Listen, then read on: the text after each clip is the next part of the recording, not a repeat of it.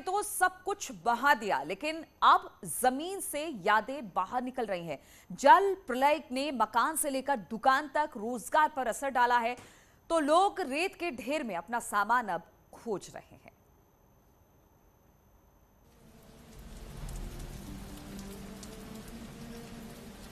बेताल घाट तल्ली सेठी के भुवन नेगी का आपदा में सब कुछ बह गया और अब कुछ ऐसे अपने घर का सामान बीन रहे हैं। मिट्टी पत्थरों के बीच घर की रसोई के बर्तन, कपड़े, टीवी, फ्रिज जमीन के नीचे से मिल रहे हैं, तो रोजगार का साधन आटा, मसाला और चावल की चक्की के निशान भी मलबे के नीचे हैं। सिर्फ भुवन नेगी ही नहीं, बल्कि ब्लॉक में कई लोग इसी तरह से पानी में बही जीवन भर की कमाई को खोजने में जुटे हुए हैं। आपदा पीड़ित सरकारी मदद न मिलने से भी नाराज हैं। मतलब ये नुकसान इसमें बहुत ज़्यादा मात्रा में हो चुका है। अब एक जीविका मेरे पास आटा चक्की थी यहाँ पर, जिससे मैं अपने बच्चों और अपने परिवार का पालन पोषण कर रहा था। अब सर इसके अलावा मेरे पास कोई ऐसा काम धंधा भी कुछ नहीं सर। अब इसमें तो मतलब अब सरकार ने तो मुआवजा इसमें ठीक ठाक हमें देना चाहिए, क्योंकि मेरा पूरा लॉस हो चुका है, इसमें पूरा मकान क्षतिग्रस्त हो चुका है। हालांकि अब सरकारी अधिकारी आपदा पीड़ितों को बर्तन से लेकर मूलभूत सुविधाएं देने का दावा कर रहे हैं और संसाधन जुटाने की भी बात कर रहे हैं। जिनके मकान बह गए हैं, जिनके बर्तन नहीं है, उन्हें अहेतुक सहायता दे रहे हैं, नकद दे रहे हैं, क्योंकि हमारा यहाँ पर बैंक भी नहीं काम कर रहा है। तो 5,70,000 करीब हम ये बांट रहे हैं। देखिए, क्योंकि हमारे पास थोड़े रिसोर्सेस लिमिटेड थे पहले शुरुआत में, लेकिन अब क्योंकि हमारे ज़्यादातर मार्ग खुल चुके हैं, तो हम वहाँ पर राहत सामग्री पहुँचा रहे हैं। बहरहाल जमीन बह गई और नालों से आपदा के जख्मों के अवशेष निकल रहे हैं। ऐसे में सरकार को इन परिवारों को तत्काल सहायता देनी होगी, ताकि ठंड में इन परिवारों को बचाया जा सके। वीरेंद्र बिष्ट, न्यूज़ 18, नैनीताल।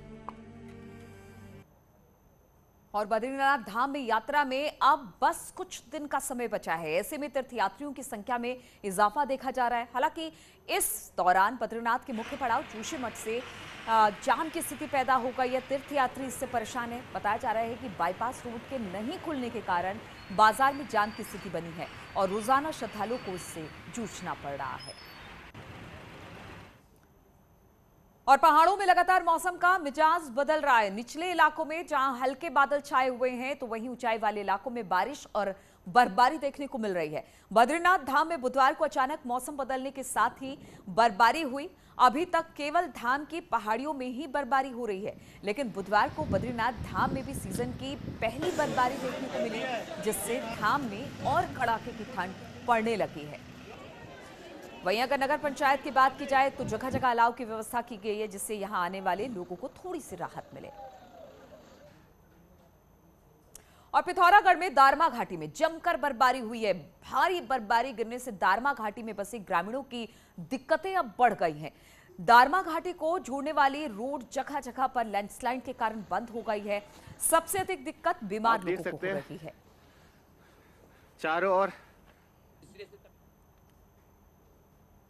और भारत चीन सीमा को जोड़ने वाले एनएच की हालत बीते दिनों हुई बरसात से काफी खराब हो चुकी है।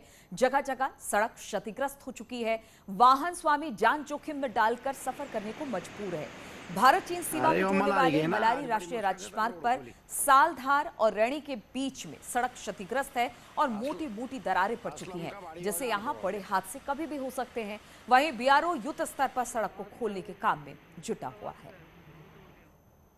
और देहरादून के प्रेमनगर में दिल दहला देने वाला एक मामला सामने आया, जहां पर 17 साल की लड़की की गला रेतकर हत्या कर दी गई। वहीं सूचना पर पुलिस फॉरेंसिक टीम मौके पर पहुंची। मामला प्रेम प्रसंग से जुड़ा बताया जा रहा है। मृतक लड़की और आरोपी दोनों ही नाबालिग बताए जा रहे हैं। हत्या के कारणों का फिलहाल पता नहीं चल पाया है। हत्या के बाद आरोपी ने शव को टी स्टेट में ही फेंक दिया। बताया जा रहा है कि हत्या के बाद आरोपी देहरादून जिला कोर्ट पहुंच गया, जहां पर उसने अपने गुनाह को कबूल कर लिया और आत्मसमर्पण कर दिया।